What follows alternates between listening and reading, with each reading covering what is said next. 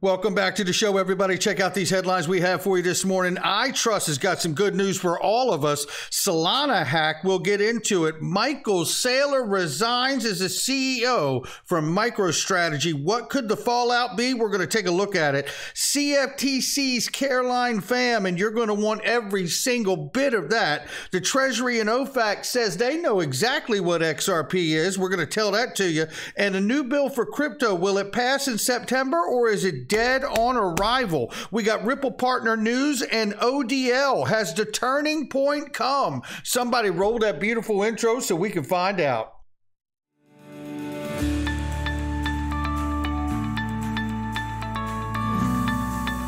Digital Perspectives with Brad Kimes. Come on in.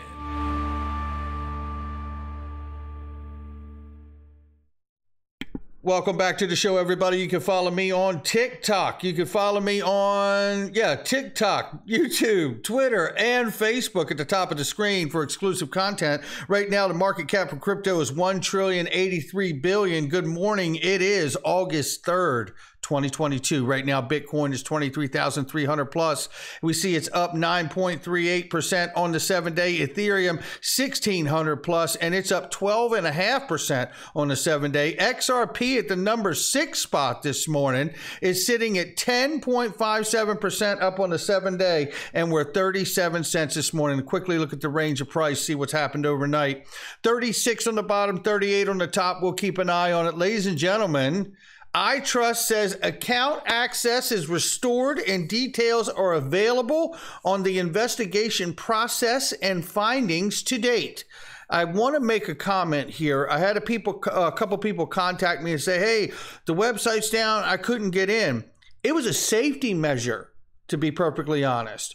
There was a phishing attack that was attempted, and honestly, iTrust was on top of this from the jump street. I tell you, this makes me feel so good. They put out a letter not long ago to make all the customers understand. One second here. Sorry about that. It's a top rate show, ladies and gentlemen. No phone ringing, no nothing, just fine. I forgot to mute my ringer. Sorry about that, everyone.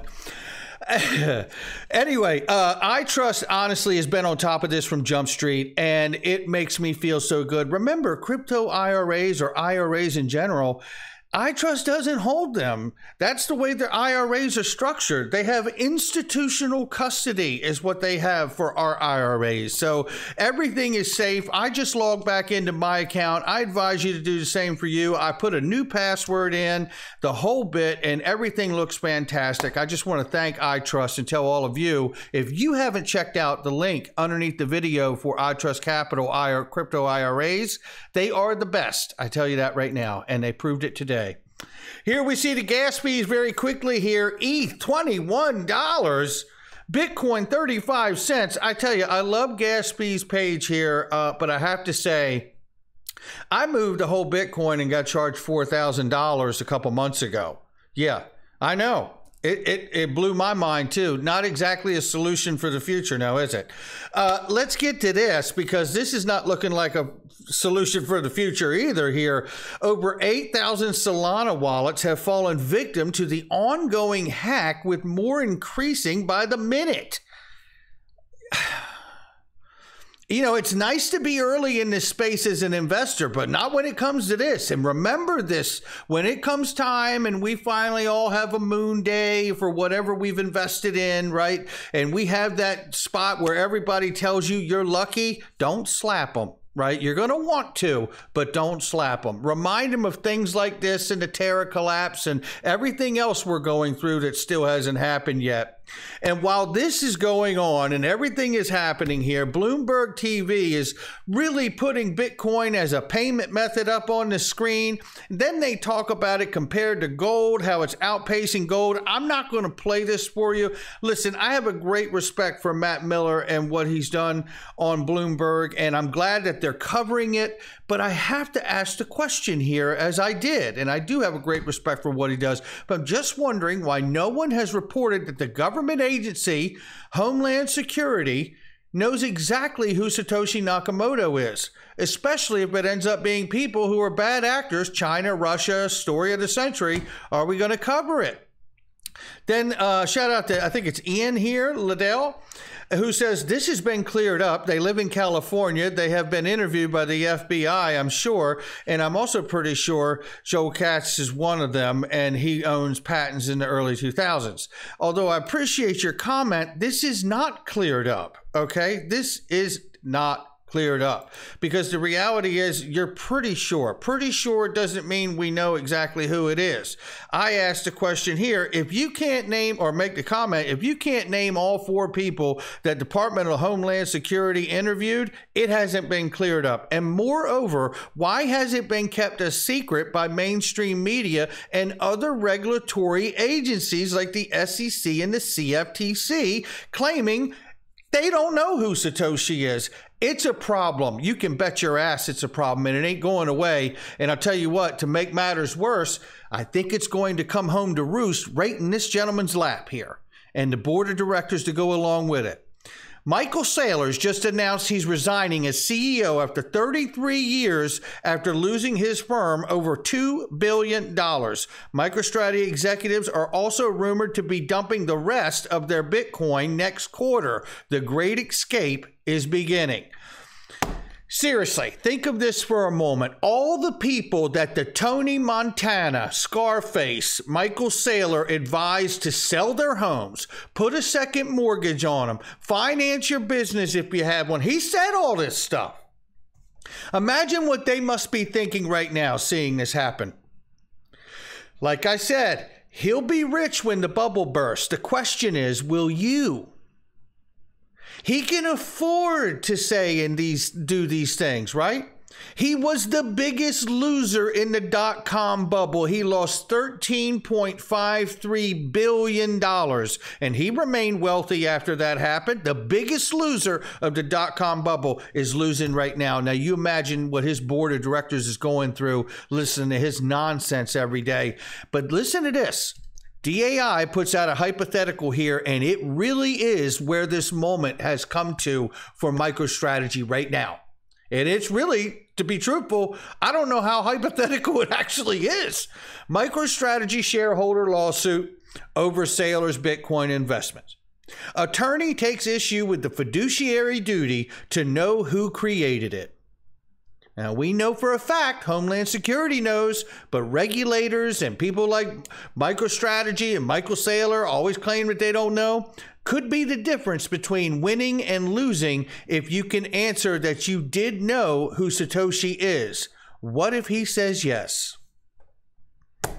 The answer opens a can of worms for the entire Bitcoin narrative comes tumbling down. It's exactly right. And remember, in the SEC Edgar filings from Coinbase, Brian Brooks said in that filing with the SEC, revealing of Satoshi Nakamoto could be damaging to the asset and price. And I really do believe that is true. And I tell you, there is a fiduciary duty to tell somebody you know something. And then John Deaton comes in here after Watcher Guru makes the announcement that he is resigning from his CEO position and moving to an executive chairman position to better pursue strategies of acquiring and holding Bitcoin, they say. Oh, okay. Yeah, either that, John Deaton says, or trying to limit class action lawsuits for possible breach of fiduciary, which absolutely feels like what they're positioning for. And I'm going to remind you of this little fun fact. You want another fun fact? Here's one. Remember Mt. Gox and 150,000 Bitcoin get released this month, it's been said. And do you think after 7 years of that being locked up that the people who are getting those 150,000 Bitcoin aren't going to want to take profit? Yeah, check that one out. How about that for a fun fact? This is Caroline Pham, who has really made a real debut on the crypto scene as the CFTC commissioner pushes back against claims that the regulator cannot police digital markets. Well, not only that, this is what she says about how broad the CFTC's jurisdiction is. Listen to this, especially because we have global jurisdiction. I don't know any other regulator over the commodity derivatives markets with that kind of global jurisdiction. As a final point, I'll note that the CFTC regulates systemically important financial market infrastructures. If you could see the hair standing up on my arm right now. So as I've been saying, it's about the Treasury. It is when it comes to the Dodd-Frank Act and FSOC and OFAC to make these designations. But the cop on the beat to regulate these systemically important designations, as Caroline Pham says from the CFTC, is the CFTC. How about that one?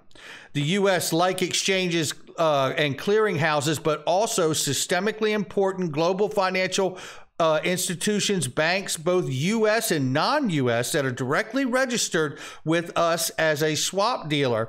That level of direct oversight over both FMIs as well as banks in U.S. and non-U.S. is incredibly broad. So I don't think you have any regulator besides maybe the Fed, but I would say that the CFTC actually directly regulates these FMIs to an extent that the Fed does not. Oh, it's getting good now. For those of you who don't know, I believe that RippleNet or maybe even the XRP ledger could get a systemically important financial market infrastructure designation. And if that's the case, according to Caroline Pham, it may get that designation through the Treasury structure, but it'll be regulated by her and everyone else at the CFTC. It's always been about the Treasury, I said. FSOC, OFAC with XRP. Oh, don't forget the Fed is an FSOC member, by the way. And guess who the VP of the Fed Board of Governors is? That's right, Michael S. Barr, former Ripple advisor. And it says right here in the OFAC rule or question and answer, what is the structure of digital currency address on OFAC's SDN list? Well, it puts right here, XRP, baby, is a digital currency. Things are shaping up. We just need to hang in there. And while things are shaping up, a new crypto bill aims to give CFTC more authority to regulate crypto. You can see it right here where it talks about the idea that this bipartisan bill, crypto regulation, could in fact have the CFTC crypto trading platforms register with the CFTC as opposed to the SEC. I'd love to see that. We'll see what happens. But here's a little 2-minute clip of exactly what's going on with this bill. Is it going to happen in September, October, or is it going to be dead on arrival? Delays surrounding a new stablecoin, and this bill has pushed back any legislation till possibly September. For more on this, we welcome in Yahoo Finance's Jen Schonberger. Jen? Good morning, Brad. Draft legislation from the House Financial Services Committee to regulate stablecoins is being held up by a provision Democrats want on how to treat digital wallets, according to a person familiar with the matter. This is holding up a markup on the bill till September, though draft legislation could be released as soon as this week. But a source tells Yahoo Finance even that's up in the air. At issue, including strong provisions for digital wallets to protect consumers, which is not currently in the bill. Democrats at Treasury want a federal standard for digital wallets that would bar custodial wallets from becoming a shadow bank. That entails banning custodians from taking customer stable coins and using them as liabilities to make loans or hold other riskier assets. Democrats also want to require that digital wallets segregate proprietary assets from customer assets to ensure against losses if a custodian fails. Separately, Democrats also want risk management standards and financial resource requirements to manage operational risks. Republicans, for their part, feel digital wallets are outside of the scope of the legislation, but have offered the idea that states could issue their own wallet regulations, a non-starter for Treasury and Democrats on the committee. Treasury won't back a bill without strong provisions for digital wallets to protect consumers. And guys, in absence of an agreement on this issue by September, this bill is unlikely to move forward. Back to you. So that's it then? Dead bill, Jen? Or is there any kind of prospect of it being, I don't know, revitalized at some point? Hey there, Julie. Yeah, it looks like this is a major sticking point for Republicans and Democrats on the House Financial Services Committee. So if this is not agreed to, this bill could be dead. That being said, we do have some legislation up for consideration in the Senate, though that's not a priority. And individual regulatory agencies here in Washington have not been taking action on stable coins, even though we saw Terra fail and have a run earlier this year, exposing investors to that. So right now, it doesn't seem like we have any major agreement in D.C. and any legislation that could be coming anytime soon, absent an agreement on this specific provision. Yahoo Finance's own Jen Schonberger. And there you have it. We will see, but there are some sticking points that are left to discuss here. No question about it. Look, I got some other news, but I want to get to this right here. This is from Matt CR, and I appreciate you, Matt. No doubt about it. Let's take a look at it. He says, I put together 2 Excel spreadsheets, one tracking non-programmatic versus ODL sales by quarter, the other tracking Ripple open market purchases by quarter. Anyone see a trend? Now, non-programmatic are going to be basically non-programmatic ODL sales by quarter are going to be on-demand liquidity partner, right? The other tracking Ripple open market purchases by quarter. So this is really interesting because we know Ripple buys back. You know, this is the charts that we're looking at here. So non-programmatic ODL sales by quarter are going up. You can see the trend. And then you can see here, open market purchases are going up by Ripple to buy back. I have said this, and I'm saying it again. It appears Ripple does a buyback and then puts the money into ODL, taking it off of the secondary market, which really brings us to the question that I've been asking, and I will continue to ask this question. There is only one left. And until we get a solid answer, we're going to keep asking it because I know that we can get the best out of all of us when we work together. Where do retail non-on-demand liquidity exchanges continue to get XRP from if we know that Ripple hasn't sold to them since Q4 of 2019 and it's still current today? Ripple hasn't sold 1 XRP to a retail exchange that is not an ODL partner. And now that Jed McCaleb's 9 billion XRP are gone and the taco stand is closed and sold out, we have to ask ourselves, was Dilip Rao correct when he said there will be a turning point, a tipping point away from retail and the noise in the market and more towards institution? And has that turning point come? Not financial advice from me or anyone else. No one's been able to answer that question. And I don't think you answer that question in 1 week or 1 day or maybe even 1 month. I think we have to monitor this up and beyond the ruling and resolution of this XRP case with the SEC. That's going to do it for me. I'll catch all of you on the next one.